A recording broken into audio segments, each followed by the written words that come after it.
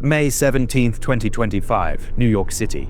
A quiet evening on the East River. The lights of the city shimmered on the water as Cuauhtémoc, the pride of the Mexican Navy, prepared to set sail. She was headed for Iceland, on a journey she had made before, guided by purpose and carried by timeless design. Built not just to cross oceans, but to carry a legacy, a floating symbol of discipline, tradition, and national pride. On that evening, everything seemed as it should be. Cadets in the rigging, ropes being released, and a city watching, perhaps without realizing it was witnessing history. But every system, no matter how perfect, carries within it the possibility of failure. Not because it's flawed, but because it exists in the real world. And sometimes, history doesn't begin with a grand announcement. Sometimes it begins in silence and unfolds in seconds. What followed wasn't a storm, wasn't a battle, wasn't even another vessel. It was a collision with something immovable, something symbolic, the Brooklyn Bridge. Why did it happen? What failed and how? This is a story not just about a ship, but about how even the most graceful of departures can lead to the most unexpected of outcomes. An outcome that cost 2 lives and left dozens more injured. In the rest of this video, we'll take a closer look at what happened, moment by moment, to understand how a peaceful farewell turned into a tragic collision. If you find meaning in stories like this, subscribe and let's explore more together. Cuauhtémoc was built in Spain in the early 1980s as the last of 4 identical sister ships designed for naval training across Latin America. The others were delivered to Colombia, Venezuela, and Ecuador. Together they formed a generation of ships built not for war, but for character. Cuauhtémoc's mission has always been education, discipline, and cultural diplomacy. Since her commissioning, she has crossed every ocean, visited thousands of ports, and logged hundreds of thousands of nautical miles. In 2025, she embarked on one of her most ambitious voyages yet, the training cruise Consolidation of the Independence of Mexico, named in honor of the bicentennial celebration of the country's full emergence as an independent nation. Spanning a total of 254 days, with 170 days at sea and 84 in port, the voyage would begin in the Caribbean, pass through New York, and continue on to Iceland, followed by a circuit through Northern Europe, before eventually crossing the Atlantic once more to return home to Mexico. A goodwill tour, a symbolic journey, and another chapter in a long legacy of peaceful presence at sea. A floating classroom, a moving emblem, and a symbol of Mexico's maritime tradition. Thousands of cadets have trained on her decks, learning not only how to sail, but how to lead. And wherever she goes, one tradition follows: dressing the ship. Dressing the ship is a naval tradition that dates back centuries. Originally a form of ceremonial signaling, it later evolved into a symbolic gesture of pride and professionalism, especially among training vessels and tall ships. In this practice, cadets ascend the rigging and position themselves along the horizontal yards of the masts. Their uniforms become part of the ship's silhouette, a living extension of its form. On Cuauhtémoc, this tradition is strictly organized. Climbing the rigging is part of the cadets' training. Each position is assigned, each movement rehearsed. While visually impressive to onlookers, its primary function within the naval context is to demonstrate discipline, coordination, and readiness. It is performed during official arrivals and departures, especially in foreign ports, where the ship acts as a representative of the nation. This tradition has been maintained since Cuauhtémoc's first voyage, and on May 17, 2025, it was observed once again as the ship prepared to leave New York. Before we begin examining what happened, a note on the current status of the investigation. At the time this video was published, no official report had yet been released by the Mexican Navy or relevant maritime authorities. What you are about to see is based on publicly available information, video footage, expert analysis, and first-hand observations. If and when an official report is made public, we will update the description with its findings. With that in mind, let's go back to the evening of May 17th, to the final minutes before the collision. The evening of May 17th, local time, 8:17 p.m. Cuauhtémoc was moored bowing at Pier 16, South Street Seaport, Manhattan, That means her front, the bow, was facing the dock, while the rear, the stern, was facing the river. This orientation is common for ceremonial visits, but it requires the ship to reverse away from the pier before setting course forward. At 8:20 p.m., the departure process began. Cuauhtémoc began moving astern, slowly backing away from Pier 16 and into the East River. This initial movement was driven by her own engine power, as the ship's propulsion system was engaged in reverse. The assisting tugboat, Charles D. McAllister, was secured to Cuauhtémoc at her starboard quarter, the right-hand side toward the stern. Its purpose was not to tow the ship forward, but to assist with directional control during the maneuver, providing lateral force when needed to adjust the ship's angle and heading. A tow line connected the two vessels, allowing the tug to push or pull as needed, and creating a stable pivot point for precise control over Cuauhtémoc's position and angle. Before contact was made, a protective tarp was placed between the tug and the ship, a simple but effective solution to shield Cuauhtémoc's polished white hull. Tugboats often have thick rubber fenders at their bows to absorb pressure during close maneuvers, but for a vessel designed to represent her nation, even minor scuff marks were worth preventing. Everything was proceeding according to standard protocol. The wind was moderate, around 10 knots from the southwest. The tide was flooding, and the current was flowing north-northeast at roughly 0.2 knots, a low enough value to be considered negligible for a vessel of Cuauhtémoc's size. The available maneuvering space was limited, but within acceptable margins for a vessel of this type. From Pier 16 to the base of the Brooklyn Bridge, approximately 837 feet. From the pier to the opposite shore of the East River, about 1,247 feet.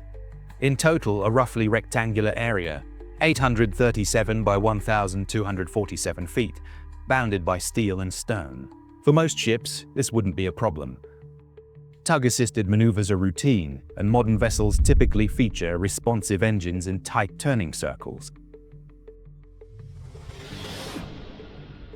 But Cuauhtémoc is not most ships. As a traditional sailing ship, she comes with her own unique limitations. Her overall length is 297 feet, with a waterline length of 220 feet and a beam, the widest point, of 39 feet. Her tallest mast rises 146 feet above the waterline. The Brooklyn Bridge offers a vertical clearance of 127 feet at mean high water. For most vessels, including many sailing ships, this isn't a problem. But for Cuauhtémoc, it was. Even under ideal conditions, her topmasts extend nearly 20 feet above the safe limit. Simply put, she was never meant to pass beneath the bridge. But that wasn't the only challenge. Like many traditional sailing ships, Cuauhtémoc relies primarily on wind power and is equipped with a relatively modest engine for maneuvering in port. Her rudder is also smaller than those found on modern motor vessels, further limiting her ability to turn sharply or stop quickly. Her hull, shaped in a deep V profile typical of sailing vessels, adds to her stability in open seas, but makes tight harbor maneuvers more difficult. Her main engine is a single Caterpillar D399 diesel, producing 1,125 horsepower, just enough for low-speed movement and harbor operations, but far from powerful for a vessel displacing 1,800 tons. With a wide turning radius, a long stopping distance, unlimited propulsion and steering, Cuauhtémoc's maneuverability, especially in confined harbors, depends heavily on support from tugboats. The tugboat assisting Cuauhtémoc, Charles D. McAllister, is a conventional single-screw harbor tug built in 1967.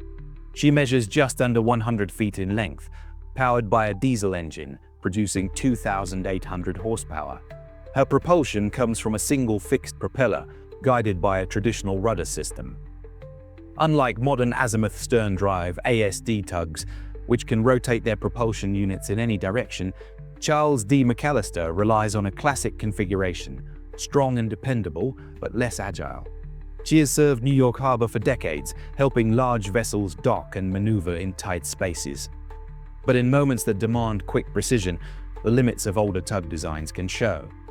Still, with the right crew and coordination, a traditional tug like Charles D. McAllister can perform demanding maneuvers, and on that evening, everything was going as planned, until the final 45 seconds. So how do we know that?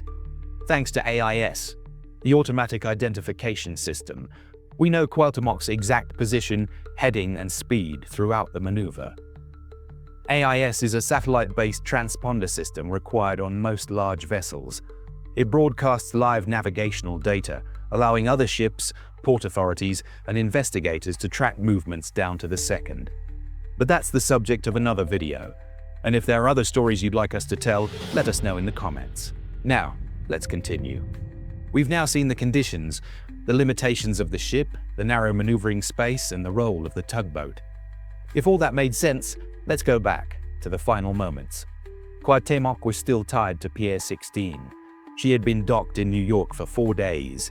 Hundreds gathered to see her off, and Cuauhtémoc was ready to say goodbye in style. Cadets took their positions high in the rigging, a living farewell waving from the masts. A tugboat had been secured by line to assist with her departure, and a harbor pilot had boarded the ship to guide her out. At 8:17 p.m., final preparations began. At 8:20, Cuauhtémoc left Pier 16. Once she reached mid-channel in the East River, the lines were released. The tugboat repositioned, now pushing from her starboard bow, helping rotate the ship's front to face south toward open water. Up to this point, everything appeared to go as planned. Cuauhtémoc was expected to make headway, to begin her forward journey out to sea. But instead, she began moving backward, not slowly, not just momentum, but steadily and fast in the direction of the Brooklyn Bridge. When the collision happened, Cuauhtémoc was traveling at nearly 10 knots. Under the existing wind and current, that speed should have been impossible. But eyewitness videos tell a different story. Cuauhtémoc was under full reverse power, accelerating straight into the bridge. So the question is, why was Cuauhtémoc under full reverse power? As seen in this footage from a YouTube video, likely recorded during a previous voyage, Cuauhtémoc appears to be equipped with a bird propulsion control panel. While we don't know exactly when the video was taken, its presence strongly suggests that the vessel uses a Controllable Pitch Propeller, or CPP. But what exactly is a CPP, and why does it matter? Let's start with the basics. In a traditional fixed-pitch propeller system, the angle of the blades is fixed. To move the ship forward or backward, the direction of thrust must be reversed. And to do that, the propeller's rotation must first be stopped. Then, using a gearbox, much like in a car, the shaft is re-engaged to spin in the opposite direction. Only then can the ship generate thrust in reverse. This process takes time, mechanical effort, and precise coordination. A CPP system works differently. In this setup, the propeller shaft keeps spinning in the same direction at all times. But the blades themselves can rotate along their axis, changing their angle, or pitch, to generate forward or reverse thrust. This means a vessel can switch directions almost instantly, without needing to reverse engine rotation. It's efficient, flexible, and ideal for vessels requiring precision, especially in ports or narrow waterways. But this very sophistication introduces potential points of failure. Because in a CPP system, the direction and strength of thrust are no longer controlled by engine mechanics, but by a complex system of hydraulics, sensors, and electronic signals. If any part of that system fails or sends incorrect instructions, a ship can unintentionally go into full reverse, even when the crew believes they're moving forward. And this isn't just theory. There are documented cases of CPP-equipped vessels suddenly accelerating astern due to pitch control malfunctions, leaving little to no time for correction. Could something similar have happened here? We don't yet have access to Cuauhtémoc's engine logs, and no official report has been released. But based on her behavior and the speed at which she struck the bridge, a CPP malfunction remains one of the most likely causes. So what questions remain? Let's take a look one by one. Could this have been human error? Up until the final 45 seconds, everything appeared to go according to plan. The sudden reversal, combined with the presence of a harbor pilot beside Cuauhtémoc's captain and the failure of a basic forward maneuver, suggests that a direct human error during departure is unlikely. However, other forms of human error can't be ruled out.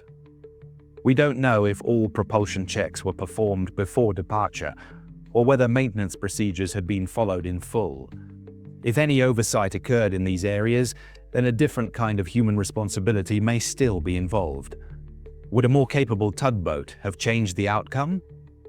Possibly, but not necessarily. Even a stronger or more agile tug would have struggled to counteract a large vessel accelerating at nearly 10 knots in the wrong direction. The key factor here was the ship's own propulsion, and once that took over, even the best tug might have been overpowered. Why didn't they drop anchor to stop the ship? Because by the time the danger became clear, it was too late. 45 seconds is not enough time to drop anchor, especially at high speed and in shallow, restricted waters.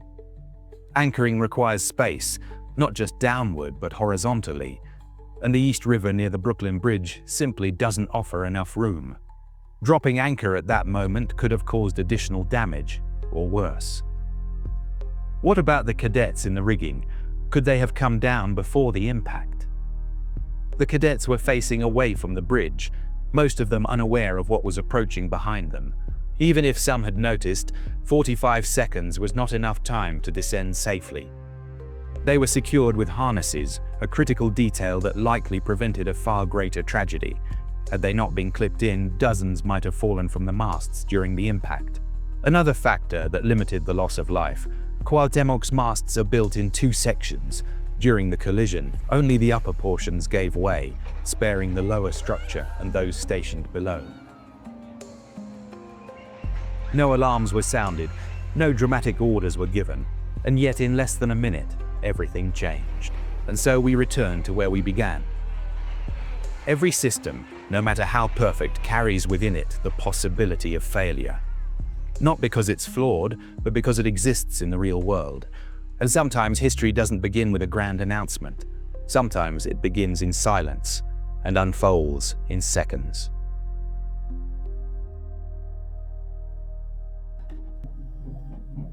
If you find meaning in stories like this, subscribe and let's explore more together.